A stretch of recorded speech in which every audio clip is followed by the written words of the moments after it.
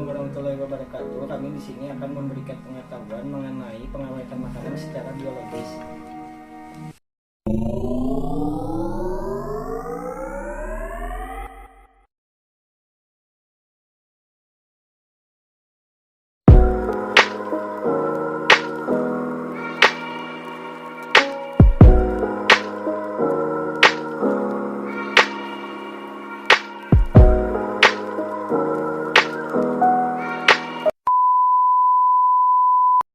Pengawetan makanan secara umum dibagi menjadi 3 jenis, yaitu pengawetan secara biologi, kimia, dan fisika.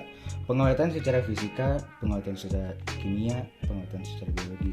Nah, secara biologi menggunakan mikroorganisme yang melakukan aktivitas yang dapat membantu makanan agar awet. Contoh fermentasi lainnya adalah pembuatan keju dari susu menggunakan jamur seperti Penicillium roqueforti yang akan mencerna karbohidrat di susu dan merubah teksturnya menjadi lebih padat dan kenyal.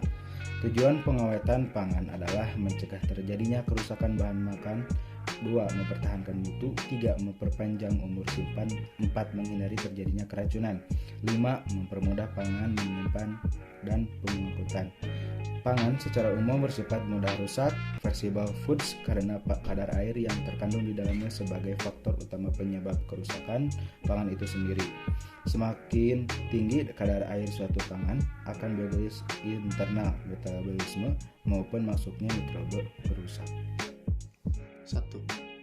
Pendinginan. Pendinginan adalah penyimpanan bahan pangan di atas suhu pembekuan bahan yaitu -2 sampai 10 Celcius. Cara pengawetan dengan suhu rendah lainnya yaitu pembekuan. Pembekuan adalah penyimpanan bahan pangan dalam keadaan beku, yaitu pada suhu 12 sampai -24 Celcius. Pembekuan cepat atau quick freezing dilakukan pada suhu -24 Celcius sampai -40 Celcius. 2. Pengeringan. Pengeringan adalah suatu cara untuk mengeluarkan atau menghilangkan sebagian air dari suatu bahan dengan menguapkan sebagian besar air yang dikandung melalui penggunaan energi panas. 3. Pengemasan. Pengemasan merupakan bagian dari suatu pengolahan makanan yang berfungsi untuk pengawetan makanan, mencegah kerusakan mekanis, perubahan kadar air.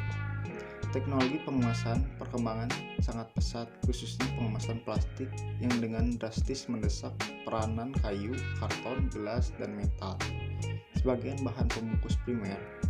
4. Pengalengan. Namun karena dalam pengalengan makanan digunakan sterilisasi komersial, buku sterilisasi mutlak, mungkin saja masih terdapat spora atau mikroba lain, terutama yang bersifat tahan terhadap panas yang dapat merusak isi apabila kondisinya memungkinkan.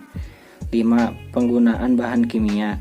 Bahan pengawet dari bahan kimia berfungsi membantu mempertahankan bahan makanan dari serangga mikroba pembusuk dan memberikan tambahan rasa sedap, manis, dan pewarna.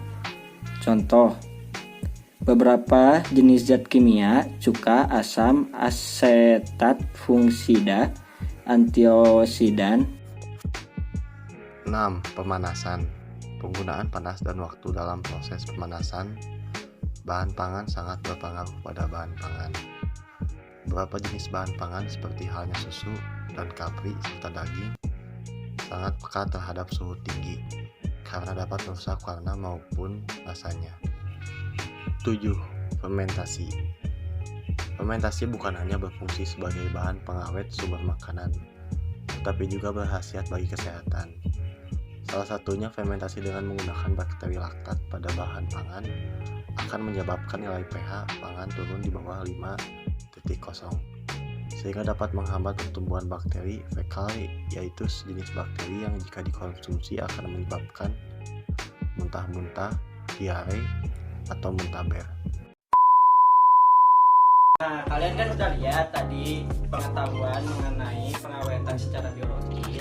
Mohon maaf bila ada kesalahan, kekurangan dari video ini, mohon dimaafkan. Mudah-mudahan pengetahuan dari video yang tadi bisa bermanfaat untuk kalian. Wassalamualaikum warahmatullahi wabarakatuh.